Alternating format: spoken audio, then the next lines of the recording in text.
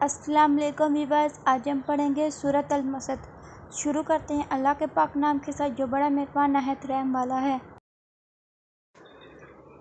اعوذ باللہ من الشیطان الرجیم، بسم اللہ الرحمن الرحیم۔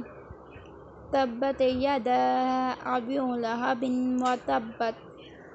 آئیں اس کا ترجمہ پڑھتے ہیں۔ ہاتھ ابو لہب کے برباد ہوں اور وہ خود برباد ہو چکا ہے۔ آئیں اس کی تفصیل پڑھتے ہیں۔ ابو لہب حضور نبی کریم صلی اللہ علیہ وسلم کا ایک چچا تھا جو آپ کی دعوت اسلام کے بعد آپ کا دشمن ہو گیا تھا اور طرح طرح سے آپ کو تکلیف پہنچاتا تھا۔ جب حضرت محمد صلی اللہ علیہ وسلم نے پہلی بار اپنے خاندان کے لوگوں کو صفا پہاڑی پر جمع فرما کر ان کو اسلام کی دعوت دی تو ابو لہب نے یہ جملہ کہا تھا کہ یعنی برباد ہو تمہارا کیا، اس کام کے لیے تم نے ہمیں جمع کیا۔ اس کے جواب میں یہ سورت نازل ہوئی اور اس میں پہلے تو ابو لہب کو بددعا دی گئی کہ بربادی معاذ اللہ نبی کریم صلی اللہ علیہ وسلم کی نہیں بلکہ ہاتھ ابو لہب کے برباد ہوں۔ عربی محاورے میں ہاتھ کی بربادی کا مطلب انسان کی بربادی ہوتا ہے۔ پھر فرمایا گیا ہے کہ وہ اتنی یقینی ہے جیسے ہو چکی ہے۔ چنانچہ جنگ بدر کے 7 دن بعد اسے طاعون جیسی بیماری ہوئی جسے عطسہ کہتے ہیں۔ عرب کے لوگ چھوت چھات کے قائل تھے اور جسے عطسہ کی بیماری ہوتی اسے ہاتھ بھی نہیں لگاتے تھے، چنانچہ وہ اسی حالت میں مر گیا اور اس کی لاش میں سخت بدبو پیدا ہوگی، یہاں تک کہ لوگوں نے کسی لکڑی کے سہارے سے اسے ایک گھڑے میں دفن کیا۔ ما اغنی عنہ مالہ وما کسب۔ اس کی دولت اور اس نے جو کمائی تھی وہ اس کے کچھ کام نہیں آئی۔ ما اغنی عنہ مالہ وما کسب۔ اس کی دولت اور اس نے جو کمائی تھی وہ اس کے کچھ کام نہیں آئی۔ سیصلی نارا ذات لہب۔ وہ بھڑکتے شعلوں والی آگ میں داخل ہوں گے۔ بھڑکتے شعلوں کو عربی میں لہب کہتے ہیں۔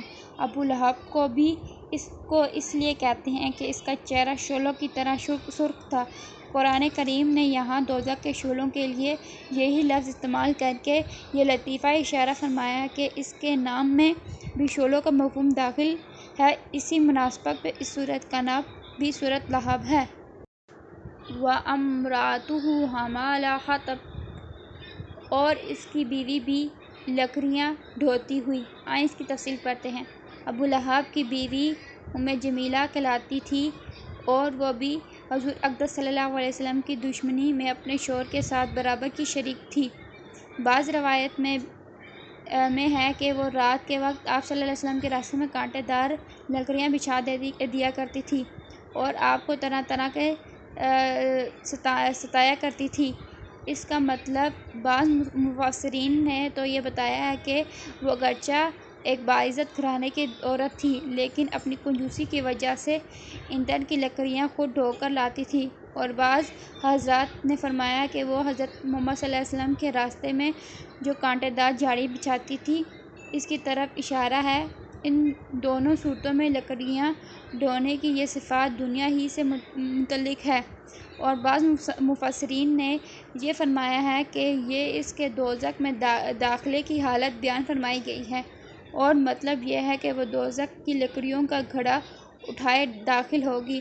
قرآن کریم کے الفاظ میں دونوں معنی ممکن ہیں اور ہم نے جو ترجمہ کیا ہے اس میں بھی دونوں تفسیریں کی گنجائش موجود ہے۔ فی جیدہا حبل من مسد۔ اپنی گردن میں مونجا کی رسی لیے ہوئے۔